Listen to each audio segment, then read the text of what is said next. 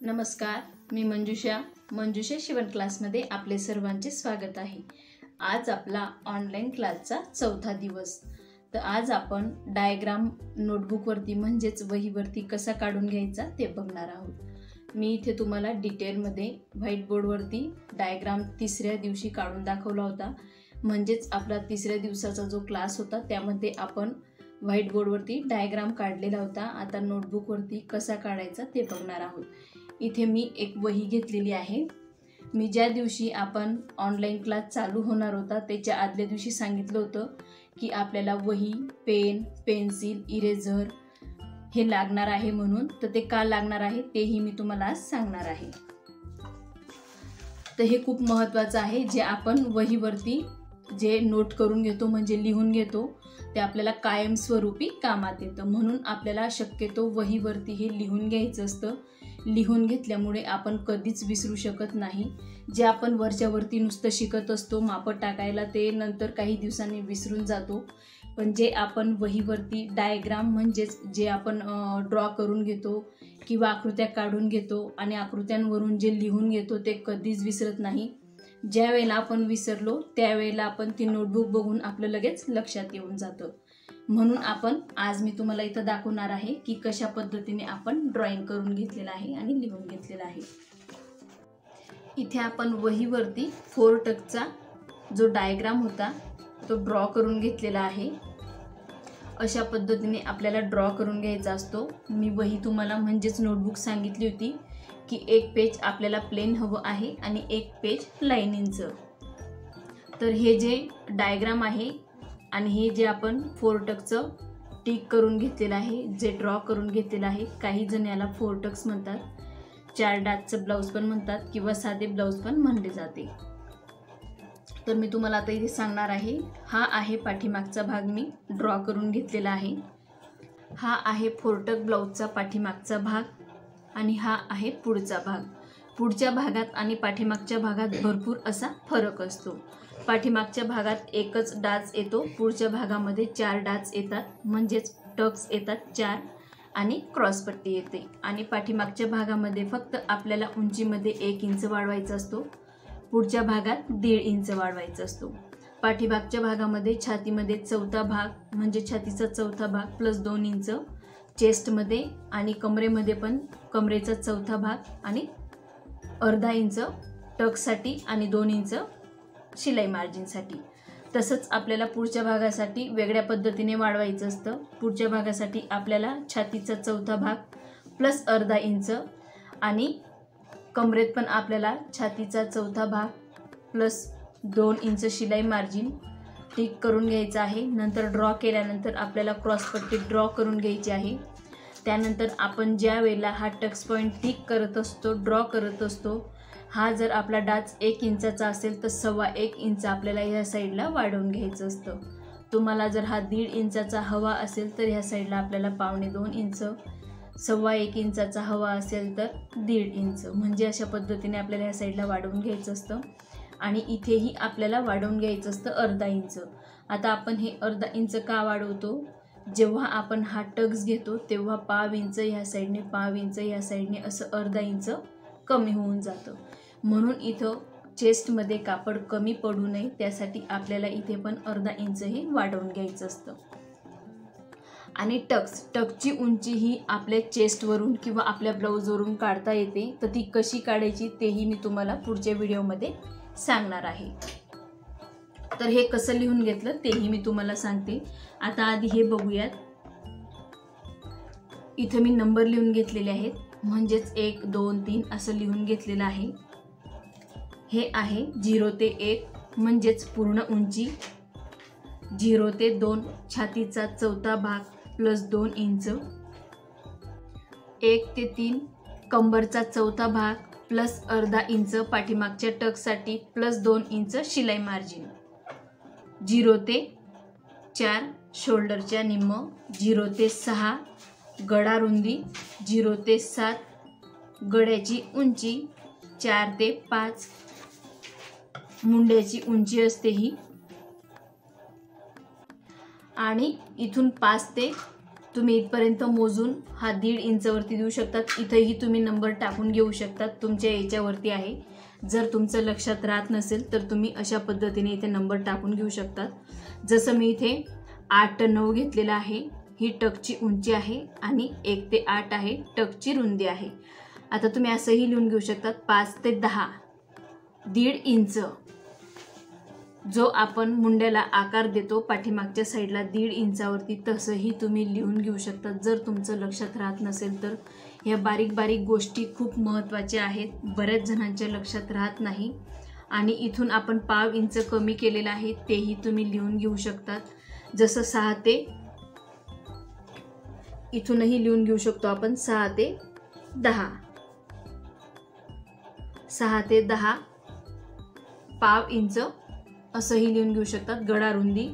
आणि इथेही तुम्ही लिहून घेऊ शकता 5 ते 11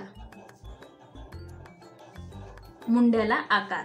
ठीक आहे, अशा पद्धतीने तुम्ही लिहून घेऊ शकता। ह्या बारीक बारीक ज्या गोष्टी आहेत त्या खूप महत्त्वाच्या आहेत। बऱ्याचदा ह्या गोष्टी आपण विसरून जातो, ज्या वेळेला आपण पेपरवरती ड्रॉ करतो किंवा ब्लाऊज पीसवरती ड्रॉ करतो तेव्हा आपल्याला हे विसरायला होतं।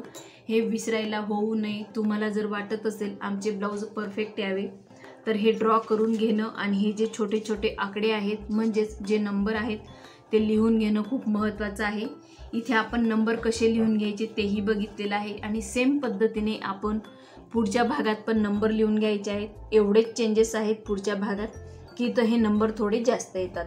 हे नंबर आपण मनाने लिहून घेऊ शकतो, जसं मी इथे तुम्हाला लिहून दाखवलेलं आहे तसंच आपल्याला इथं मनाने लिहून घेता येतं। इथेही आपण लिहून घेतो, इथे फक्त तुम्हाला क्रॉसपट्टीसाठी एक्स्ट्रा लिहून घ्यायला लागेल। इथं जसं मी सांगितले तुम्हाला 12 ते 13 जेवढ्या इंचचा तुम्ही टक्स घेत असाल त्याच्यापेक्षा पाव इंच जास्तने आपल्याला इथं घ्यायचं आहे। जसं की 1 इंचाचा टक्स 1.25 इंच, म्हणून मी इथं लिहूनही दिलेलं आहे 12 ते 13, 10 ते 11 इथंही आपल्याला अर्धा इंच वाढवायचं आहे। जसं मी इथं लिहून घेतलं 5 ते 11 तसं तुम्ही इथंही लिहून घेऊ शकतात 5 ते 14, कारण 13 पर्यंत इथं अंक पूर्ण झालेले आहेत आपले। तर इथं तुम्ही अशा पद्धतीने लिहून घेऊ शकतात।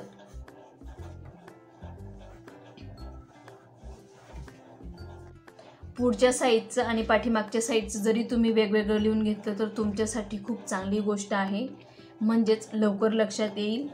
आता हे दोघंही गोष्टी म्हणजेच दोघंही पार्ट मी तुम्हाला समजून दिलेले आहे ड्रॉमध्ये, तसंच मी तुम्हाला बाहीमध्येही समजून देणार आहे। ही आहे आपली अस्तरची बाही आणि ही आहे बिना अस्तरची बाही।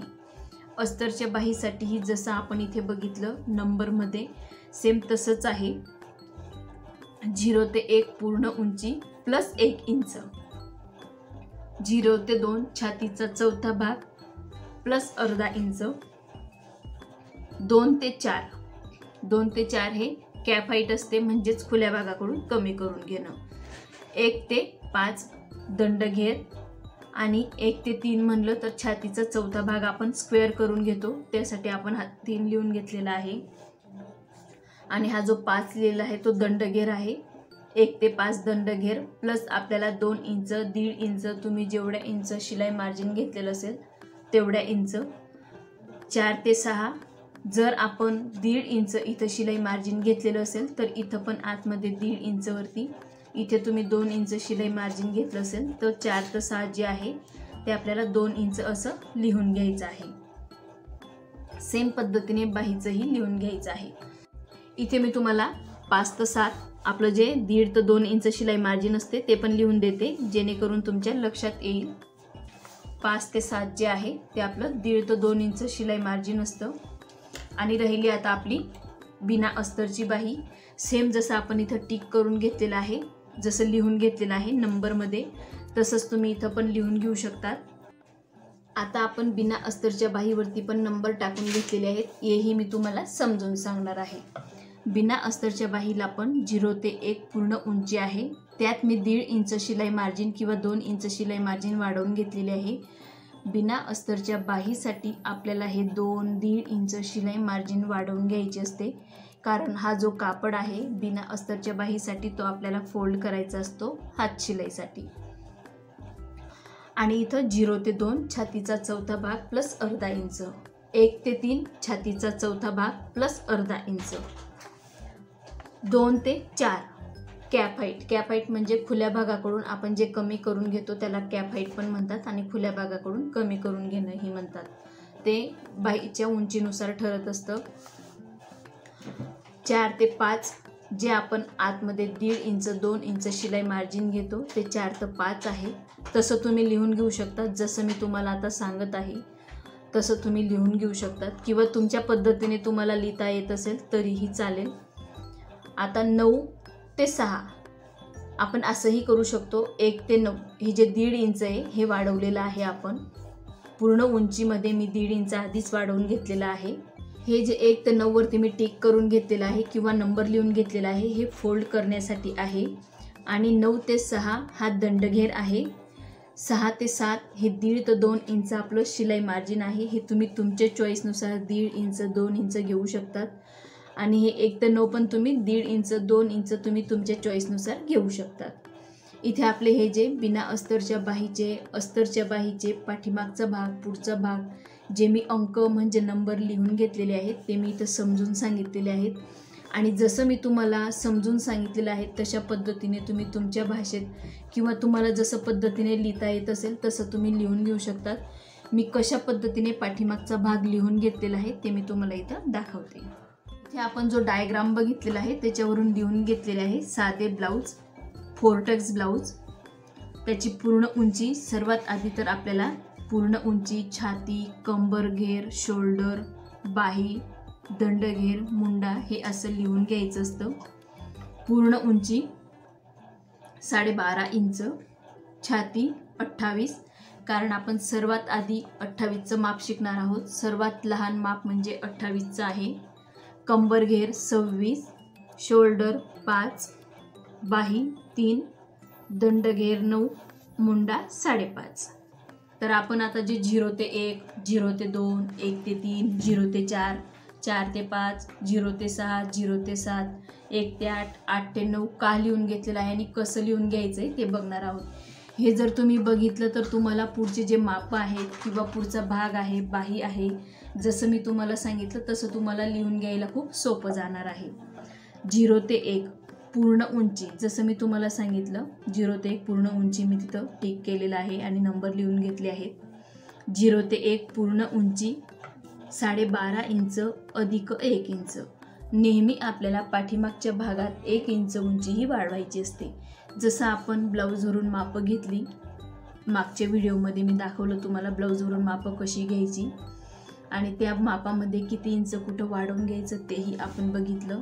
तसंच पूर्ण उंचीमध्ये 12.5 जर उंची असेल आपली तर त्यात आपल्याला 1 इंच उंची वाढवायची असते आणि 13.5 उंची टिक करायची असते.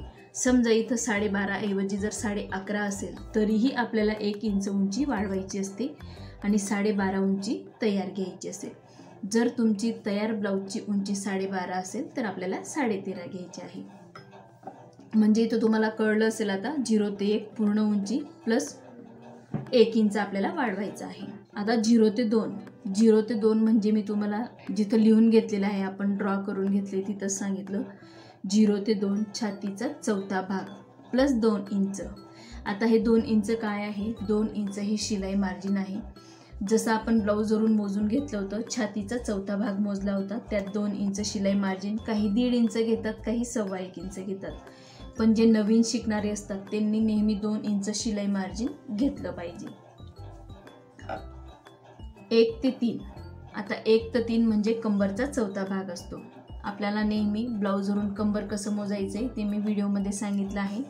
तर त्याचा चौथा भाग काढायचा आहे, त्यात पण आपल्याला 2 इंच वाढवायचं आहे.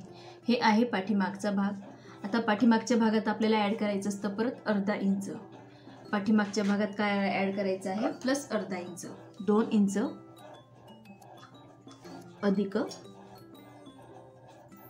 अर्धा इंच.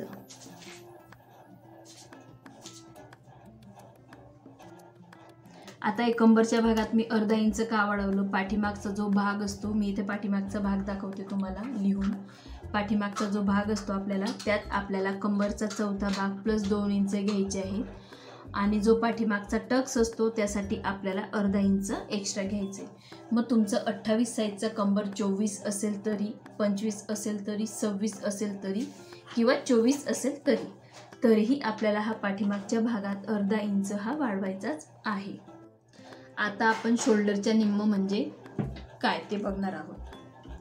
मी ते तुम्हाला टेपवरती समजवते. शोल्डरच्या निम्म म्हणजे इथं जसं मी शोल्डर घेतलेला आहे 5 इंच शोल्डरच्या निम्म आहे ते. शोल्डर जर आपलं 9 इंच असेल समजा, तर त्याचा निम्म कसा धरायचा. हा जो टेप आहे 9 इंचापर्यंत आपल्याला अशा पद्धतीने फोल्ड करायचा आहे आणि इथं टेप बघायचा आहे 4.5 इंच आलेला आहे. बरोबर 4.5 इंच आहे. जर तुमचं शोल्डर 10 इंच असेल तर 5 इंच येणार, 12 असेल तर 6 इंच येणार. अशा पद्धतीने तुम्ही निम्म काढू शकता. इथं झालं आपलं 0 ते 4 शोल्डरच्या निम्म. आता 4 ते 5 शोल्डरच्या निम्म प्लस अर्धा ते 1 इंच. शोल्डरच्या निम्म म्हणजे काय, मुंड्याची उंची जी घेतो आपण, ज्या वेळेला आपण शोल्डर टाकतो, शोल्डर नंतर आपण मुंड्याची उंची घेतो. मुंड्याच्या उंचीमध्ये आपल्याला ब्लाऊजवरून, शक्यतो तर ब्लाऊजवरून माप घ्यायची असतात. मी ब्लाऊजवरून माप कशी घ्यायची मुंड्याची तेही सांगितलेलं आहे. ब्लाऊजवरून जर आपण मुंड्याचं माप घेतलं, तुमचं मुंड्याचं माप जर 5 इंच आलं तर त्यात आपल्याला अर्धा इंच वाढवायचं आहे. 6 आलं तरीही अर्धा इंच वाढवायचं आहे. 5.5 आलं तरीही आपल्याला अर्धा इंच वाढवायचं आहे. तर इथं शोल्डरच्या निम्म प्लस अर्धा ते 1 इंच येणार. जर तुम्हाला ते कळत नसेल तर आपलं जेवढं शोल्डर असतं, जसं 5 इंच शोल्डर तर 5.5 इंच आपण मुंडा टाकला तरीही चालतो. 5.5 तर 5.25 इंच तुम्ही मुंडा टाकू शकतात. 0 ते 6 0 ते 6 म्हणजे गळा रुंदी. गळा रुंदी नेहमी आपल्याला 2.25 ते 2.5 इंच एवढीच टाकायची आहे. नॉर्मल गळ्यासाठी आपण घेतो 2.5 इंच. डीप म्हणजेच मोठ्या गळ्यासाठी आपण गळा रुंदी घेतो 2.25 इंच. यापेक्षा आपल्याला गळा रुंदी जास्त घ्यायची नसते. 0 ते 7 0 ते 7 आपण जे ड्रॉ करून घेतलेलं आहे तिथं लिहून घेतलेलं आहे ते गळा उंची आहे. पाठीमागचा गळा असू द्या किंवा पुढचा गळा असू द्या, नेहमी आपल्याला गळ्याची उंची ही आपल्या ब्लाऊजवरून मोजूनच टाकायची आहे. जसे मी इथं सगळे माप तुम्हाला सांगत आहे ते नेहमी आपल्याला आपल्या ब्लाऊजवरून मोजायचे असतात आणि त्यात किती इंच कसं ॲड करायचं ते मी इथं डिटेलमध्ये लिहिलेलं आहे. 1 ते 8 टकची रुंदी आहे. टकची रुंदी ही तुम्ही तुमच्या चॉईसनुसार म्हणजे कमी जास्त घेऊ शकतात. तुमचा जर गळा डीप असेल म्हणजेच रुंदीला जास्त पण असेल तर तुम्ही टकची रुंदी जास्त घेऊ शकतात आणि रुंदीला कमी असेल तर टकची रुंदी तुम्ही कमी घेऊ शकतात. 8 ते 9 टकची उंची. टकची उंची आपल्या हिशोबाने 4 इंच, 4.5 इंच, 5 इंच. जर तुमचा गळा 4-5 इंच उंचीचा असेल पाठीमागचा तर 4-5 इंचचा तुम्ही टकची उंची घेऊ शकतात. आणि जर तुमचा गळा 8-9 इंचाचा असेल तर तुम्ही 4 इंच, 3.5 इंच टकची उंचीही घेऊ शकतात. जसं मी इथं तुम्हाला पूर्ण उंची, छाती, शोल्डर हे सगळं लिहून दिलेलं आहे. असंच तुम्ही एका नोटबुकमध्ये नोट करून घ्या, लिहून घ्या. म्हणजे जे मापं तुम्ही आता लिहून घेणार ते तुम्ही कधीच विसरणार नाही. आणि समजा तुम्हाला विसरायला झालं तरी तुम्ही इथं बघून तुमच्या लगेच लक्षात येईल. म्हणून नेहमी आपल्याला शिवण क्लास करताना हे नोट करून घेणं खूप गरजेचं आहे. मी इथं तुम्हाला जशा पद्धतीने मी स्वतः मापं लिहून घेतलेले आहेत तसेच तुम्हाला इथं मी मापं लिहून दाखवले आहेत. हे आहेत आपले पाठीमागचे मापं. ह्याच पद्धतीने तुम्ही पुढचे मापं पण लिहून घ्यायचे आहेत.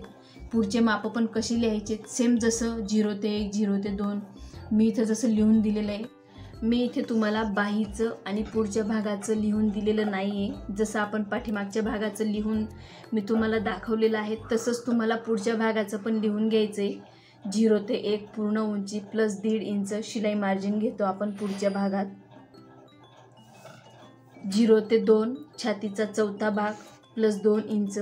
बाकीचे माप हे सेम असतात, फक्त टकची उंची आपल्या ब्लाऊजवरून मोजायची आहे आणि त्यात फक्त अर्धा इंच वाढवायचं आहे.